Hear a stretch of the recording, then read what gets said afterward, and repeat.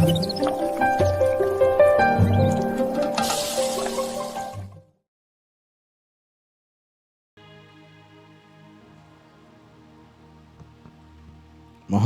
యేసయ్య అతి ఉన్నతమైన నామం పేరట మీ అందరికీ కూడా శుభాభివందనాలు ఉదయకాల సమయంలో తెలియజేస్తూ, ఈరోజు దేవుడు మనతో ఏ విషయమై మాట్లాడాలని ఆశపడుతున్నాడో మనందరం కూడా ఆశతో దేవుని మాటను ఆలకిద్దాం. ఫిలిప్పీలకు రాసిన పత్రిక 4వ అధ్యాయం 6వ వచనం. దేని గూర్చియు చింతింపకుడి గాని ప్రతి విషయములోనూ ప్రార్థన విజ్ఞాపనముల చేత కృతజ్ఞతాపూర్వకముగా మీ విన్నపములు దేవునికి తెలియచేయుడి. దేవుని వాక్యము సెలవిస్తుంది, దేని గురించి మనం చింతించకూడదు అని.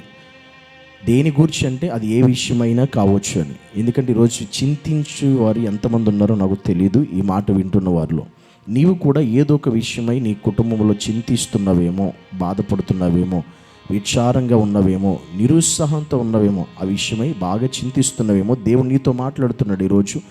దేని గురించి నువ్వు చింతించొద్దు. ఎందుకంటే ఆ విషయమై నువ్వు చింతించడం మానేసి దేవుని దగ్గర విజ్ఞాపన ప్రార్థన చేయి.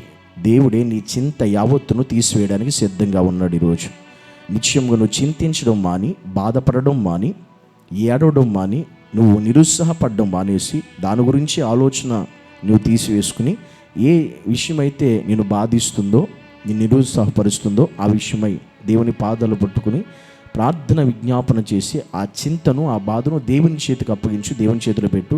నీకున్న చింత యావత్తును కూడా దేవుడు తీసేయబోతున్నాడు, దేవుడు తొలగించబోతున్నాడు.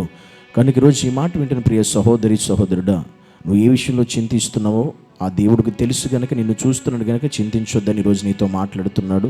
కనుక మనం ఏ విషయంలో, మనం అనారోగ్య విషయంలో చింతిస్తున్నావా, వ్యాధి విషయంలో నువ్వు చింతిస్తున్నావా, ప్రార్థించు. దేవుడు నీకున్న అనారోగ్యం నుండి విడుదల కలిగిస్తాడు, వ్యాధి నుండి స్వస్థపరుస్తాడు.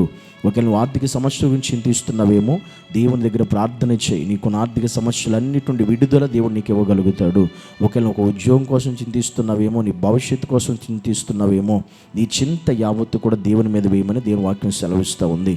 మీరు దేని గురించి చింతించొద్దు. ఎందుకంటే నువ్వు ప్రభు అయిన యేసుక్రీస్తుని నమ్మిన బిడ్డవి కనుక దేని గురించి చింతించిన అవసరం నీకు లేదు. నీకు ఏ బాధ వచ్చినా నువ్వు చెప్పుకోవడానికి నీ దేవుడు నీకున్నాడు, యేసయ్య మనకున్నాడు.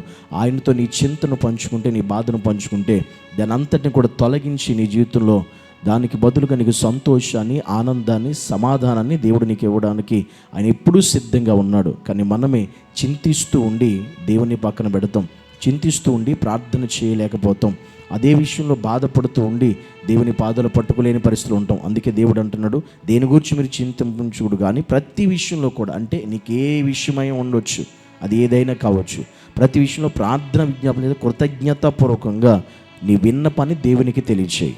నీ పరిస్థితిని దేవుడికి చెప్పు, నీ సమస్యను దేవుడికి చెప్పు. అది నిశ్చయముగా ఖచ్చితంగా దేవుడు ఈరోజే, ఈ దినమే నీలోండి, నీ జీవితంలోండి, నీ కుటుంబంలోండి తొలగించబోతున్నాడు. నువ్వు నమ్మి విశ్వాసంతో దేవుని ఎదుట మోకరించి ప్రార్థన చేయి.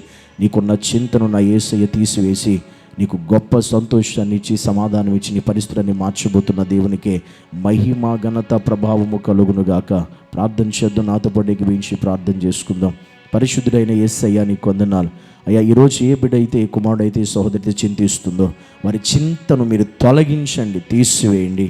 వారికి ఉన్న బాధను తొలగించి సంతోష సమాధానాలు వాడి బిడ్డల జీవితంలో, కుటుంబాల జీవితంలో మీరు కలుగ చేయమని యేసు నామములో ప్రార్థించి అడిగి వేడుకుంటున్నాము తండ్రి. ఆమేన్.